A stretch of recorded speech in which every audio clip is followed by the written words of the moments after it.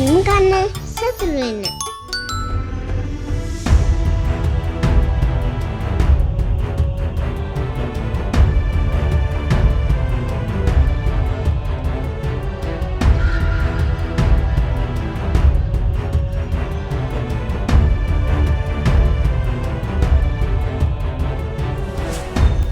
දැන් අපි ඇවිල්ලා තියෙන්නේ මේක තමයි එන්න තියෙන අපේ ලෙන. බටදොම ලෙන කියන්නේ මෙතනට තමයි. ඔන්න ආලෝනේ අපි දැන් බටදොම ලෙනට ඇවිල්ලා ඉන්නේ.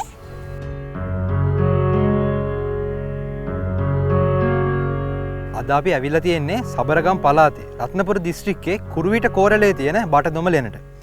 එතකොට අපි රත්නපුරය ගැන පොඩ්ඩක් කතා කරොත් එහෙම රත්නපුරය තමයි ශ්‍රී ලංකාවේ මුහුදු මට්ටමේ සිට මීටර් 30කින් පටන් අරගෙන මීටර් 2243ක් වෙනකම් විහිදෙන කලාපයක් තමයි අපිට මේ රත්නපුරේ තියෙන්නේ. ඒක ලංකාවේ වැඩිම වර්ෂාපතනයක් ලබන්නේත් මේ රත්නපුර දිස්ත්‍රික්කයේ තමයි. ඒ කියන්නේ වර්ෂයකට මිලිමීටර 6000ක විතර වර්ෂාපතනයක් අපි ලබනවා. ඉතින් ඒත් එක්කම ශීපාද අඩවිය වැනි ඉතාමත් ජෛව විවිධත්වයෙන් වැඩි වනාන්තරද ඒවා ගිලිමලේ වැනි වනාන්තරද මේ දිස්ත්‍රික්කයේ තමයි පිහිටා තිබෙන්නේ.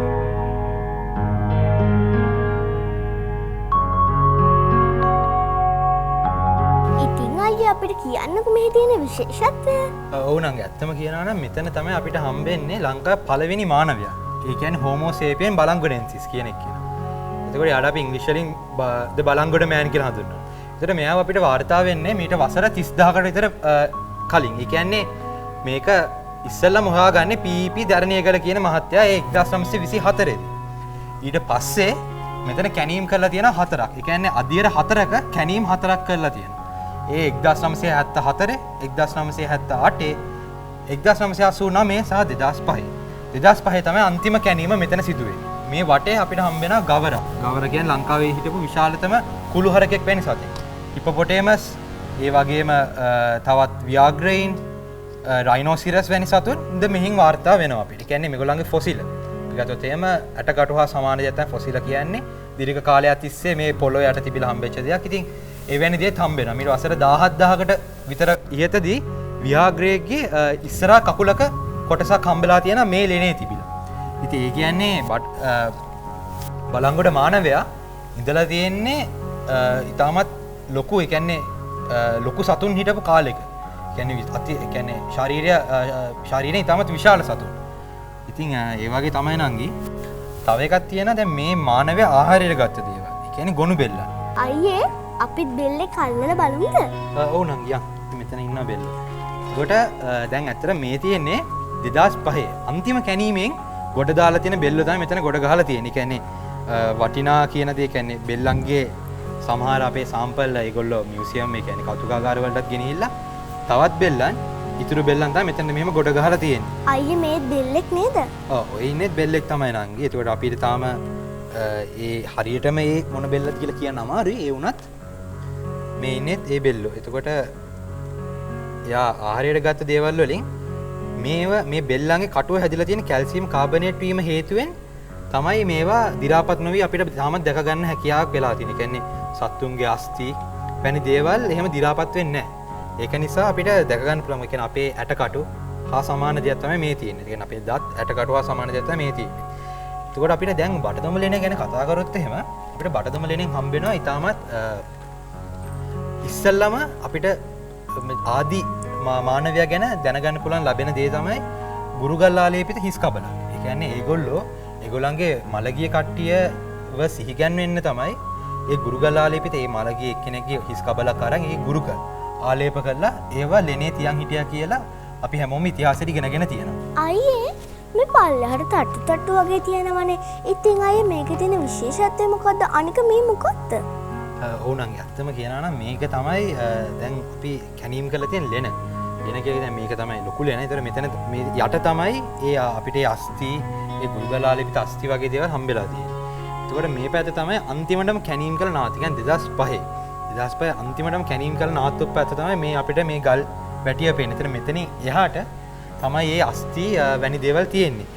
එතකොට ඒ දායේ 2005 කරපු පරීක්ෂකයන් නව තාක්ෂණය උපයෝගී කරගනිමින් ඉස්සරහට එන පරීක්ෂකයන්ට තමයි මේ පැත්ත ඉතුරු කළේ. ඒතකොට මේක ඇතුලේ තාමත් ඒ එවැනි අස්ථි කොටස් තියෙනවා කියලා අපිට හිතන්න පුළුවන්. මේ ලෙන හොයාගත්තේ 1930 දී. ලංකාවේ හිටපු අග්‍රගණ්‍ය පරීක්ෂකයෙක් විද්‍යාඥයෙක් වූ ආචාර්ය පී.පී. දරණීකර මහත්තයා විසින්. ඒකට එතුමා විසින් තවත් ලංකාවේ අපි උදාහරණයක් වශයෙන් චන්නාරා, ඒ කියන්නේ ලංකාවේ ආවේනික මාළුන්ගේ විශාලතම මාළුව වැනි ඉතාමත් වටිනා සත්තු රාශියක් මෙන්ම මෙවැනි පුරාවිද්‍යාත්මක වැදගත්කමක් ඇති තැන් බොහෝමයක්ම එතුමා හොයාගන්න පෙළඹුණා. ඒ වගේම එතුමාගේ පුතාද මේ ලෙනේ ගොඩක් පරීක්ෂණ කරලා තියෙනවා. ඒතකොට අපි පුරවැසියන් වශයෙන් මේ වගේ පුරාවිද්‍යාත්මක වැදගත්කමක් තියෙන ස්ථානයකට ආවම අපි දැනගන්න ඕන හරි පුරවැසියන් විදියට අර වගේ ඔය දැන් අර බිත්තිවල අපිට පේනවා වගේ ඒ චිත්‍ර අඳින්න නැතුව, ඒ කියන්නේ අපි අර අවුරුදු මිලියන ගාණක් ගෙනාපු දේවල් ගේන්නේ නැතුව ඒවා දැන් නවත්තලා හරියට මේ වගේ තැන් රැක බලා ගන්න එක. මොකද මේ වගේ දේවල් වලින් වෙන්නේ මේ වටිනා තැන් ඔක්කොම නාස්ති වෙන එක. දැන් මේ පරීක්ෂකයෝ 2005 දී අරක ඉතුරු කරා නම් තවත් ඉස්සරහට එන පරපුරට ඇයි අපිට මේ වගේ වැඩ නොකර මේ ලස්සන තැන අපේ පුරවැසියන්ට අපේ ඉස්සරහට එන මතු පරපුරට ඉතුරු කරන්න බැරි?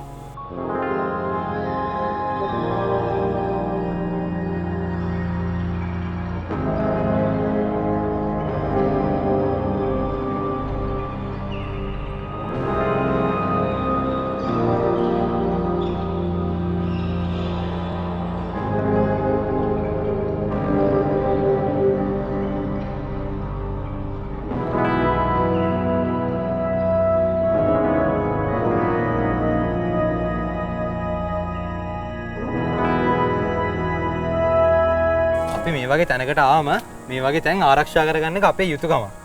හැබැයි ඉතිහාසයේ ජීවිතේ නමක් ලියවෙච්ච නැති කට්ටිය තමයි මේ වගේ පෞරාණික, ඊටමත් පෞරාණික වැදගත්කමක් ඇති ස්ථාන වලට ඇවිල්ලා මේ වගේ තමන්ගේ නම් කොටලා යන්නේ.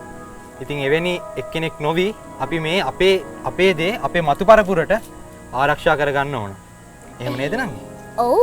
එහෙනම් අයියට ගොඩක් ස්තුතියි අපිට මේ වගේ විශේෂ ස්ථාන ගැන විස්තර ටිකක් කියලා දුන්නට. ලබන සතියේත් අපි ඔයාලට මේ වගේ විශේෂ ස්ථාන ගැන විස්තර අරගෙන එන්නම්.